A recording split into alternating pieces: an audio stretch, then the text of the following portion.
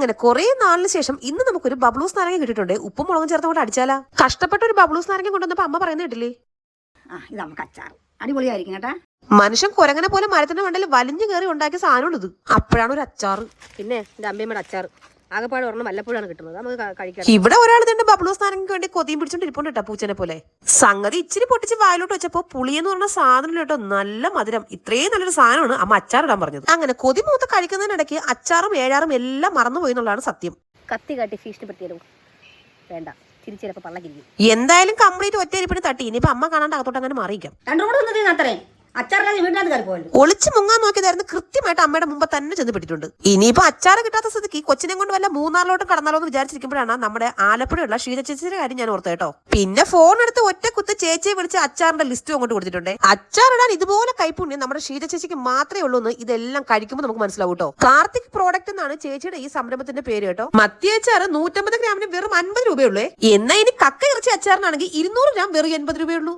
എല്ലാവരുടെയും ഫേവറേറ്റ് ആയ മാങ്ങ അച്ചാറിന് 250 ഗ്രാമിന് വെറും 50 രൂപയുള്ളൂ. ഇത് നല്ല ഒന്നാം തരം ഈന്തപ്പഴ അച്ചാറ് 200 ഗ്രാമിന് വെറും 70 രൂപ മാത്രം. വിലക്കുറവല്ലേ, അതുകൊണ്ട് സാധനം മോശമായിരിക്കുന്നൊന്നും ആരും വിചാരിക്കരുത്. ഇതുപോലെ ടേസ്റ്റ് ഉള്ള അച്ചാർ ഞാൻ കഴിച്ചിട്ടേ ഇല്ല. പണ്ട് നമ്മുടെ വീട്ടിലെ മുത്തശ്ശിമാരൊക്കെ ഇട്ടായിരുന്ന അച്ചാറില്ലേ, എന്റെ അമ്മ അതിനെ തോൽപ്പിക്കും കേട്ടോ ഈ അച്ചാറ്. ഞാൻ എപ്പോഴും പറയുന്ന പോലെ എന്റെ സബ്സ്ക്രൈബേഴ്സ് എല്ലാം എന്റെ ഫാമിലിയിലുള്ള ഓരോരുത്തരുമാണ്. അതുകൊണ്ട് തന്നെ ഞാൻ കഴിച്ച് ഉറപ്പുള്ള സാധനം മാത്രമേ നിങ്ങളുടെ മുന്നിൽ ഞാൻ എത്തിക്കുള്ളൂ കേട്ടോ. ഈ പൊടി മത്തിയില് ആ അച്ചാറിന്റെ ഗ്രേവി എല്ലാം കൂടെ പിടിച്ച് എന്റെ അമ്മയെ വായിൽ വെച്ചപ്പോ തന്നെ എന്തൊരു ടേസ്റ്റ് എന്ന് വെച്ചാൽ എനിക്കത് പറഞ്ഞറിയിക്കാൻ അറിയില്ല കേട്ടോ. അല്ല മക്കളെ, ഈ മാങ്ങ അച്ചാർ നിങ്ങൾ കണ്ടു നോക്കിയിട്ട് പറ ഇതിന് എന്ത് ടേസ്റ്റ് ആയിരിക്കും. എന്റെ അമ്മേ, ഇത് മേടിച്ച ചോറിനോട് കഴിക്കാനൊന്നും കാണൂല കേട്ടോ. ഒറ്റ ഇരിപ്പിന് പിള്ളേരും നമ്മളും എല്ലാം ഫിനിഷ് ചെയ്യും. ഒരാളിവിടെ നക്കി മിക്കവാറും കൈയും കൂടെ അകത്താക്കുമെന്ന് തോന്നുന്നു. അയ്യോ, ഈ സാധനം ഞങ്ങളുടെ കയ്യിൽ എങ്ങനെ എത്തുമെന്ന് നിങ്ങൾ ചിന്തിക്കേണ്ട. ഇത് ഓൾ ഇന്ത്യ ഡെലിവറി സർവീസ് ആണ് കേട്ടോ. നല്ല വെന്ത ചൂട് ചോറിനകത്ത് നല്ല മാങ്ങ അച്ചാറും കുറച്ച് മത്തി അച്ചാറും കൂടെ എടുത്താൽ ഒരു പറ ചോറിനാം. ഇനി വെറും അച്ചാറിന്റെ പേരിൽ എന്നെ വീട്ടിൽ നിന്ന് പുറത്താക്കുമെന്ന് പറഞ്ഞാൽ അമ്മയുടെ കയ്യിലേക്ക് ഇതെല്ലാം കൂടെ കൊടുത്ത് നമുക്കൊന്ന് ഞെട്ടിച്ചാലോ.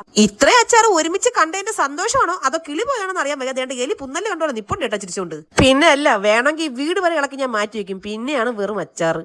അച്ചാറ് കണ്ട് എല്ലാത്തിനും വട്ടായോ എന്ന് വിചാരിച്ചത് അച്ഛൻ മാറി എന്ന് നോക്കുന്നുണ്ടേ.